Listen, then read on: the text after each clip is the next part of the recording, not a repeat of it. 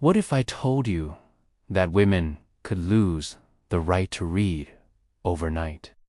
Picture this. You wake up tomorrow and your bank account is frozen. Your job gone. Your identity stripped away. This is unscience fiction. This is the terrifying world Margaret Atwood created in the Handmaid's Tale. And here's the kicker. She based every single horror on real events from human history. Meet Offred, but that's not her real name. In the totalitarian state of Gilead, women don't get to keep their names. They become property, identified only by the men who own them. Ooh, Fred, belonging to Fred.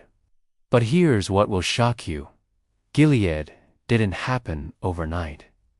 It started with a simple phrase. It's temporary, for your own protection.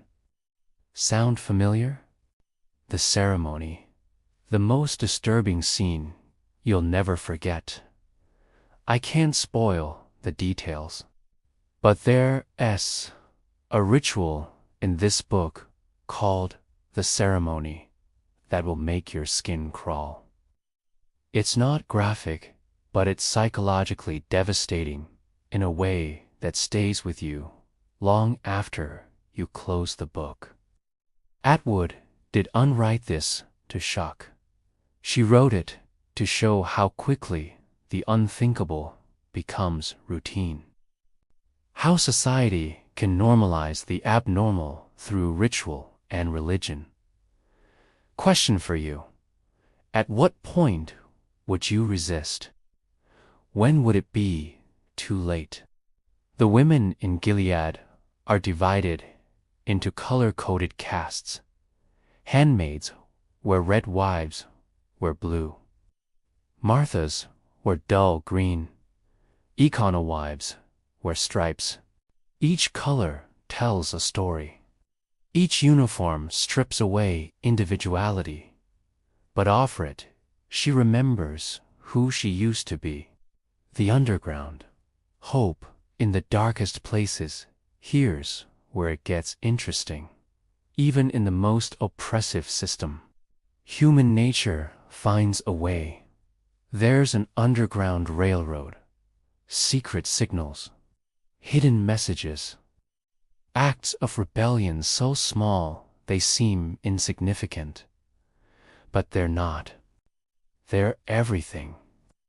The Latin phrase, nolite te bastardis, carborundarum, appears in this story.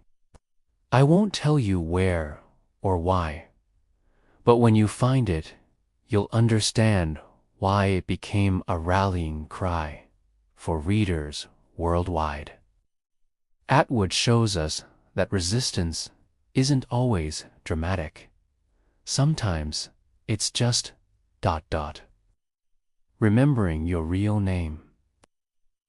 Sometimes it's a stolen moment of genuine human connection. But the question remains, is it enough? The historical notes, the twist that changes everything. I'm not spoiling the ending. But I will tell you this. The book doesn't end where you think it does. There's a section called Historical Notes that will flip your entire understanding of the story. Suddenly, you're not just reading about Offred's present, you're reading about her future. And it's told from a perspective that will make you question everything you just experienced. Here's what's brilliant.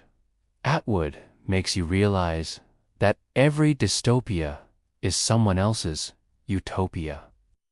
The people who created Gilead thought they were saving the world. They had statistics, they had reasons, they had good intentions. Terrifying, right? Why this book will haunt you. Margaret Atwood didn't just write a novel. She wrote a warning. She took real events from history and asked, what if this happened in America? What if this happened tomorrow? The scariest part.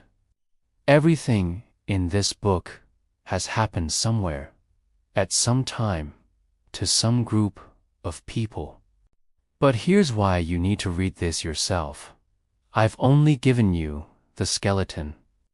The real power of this book is in Atwood's prose, in Fred's voice, in the way she makes you complicit in the very system you're horrified by.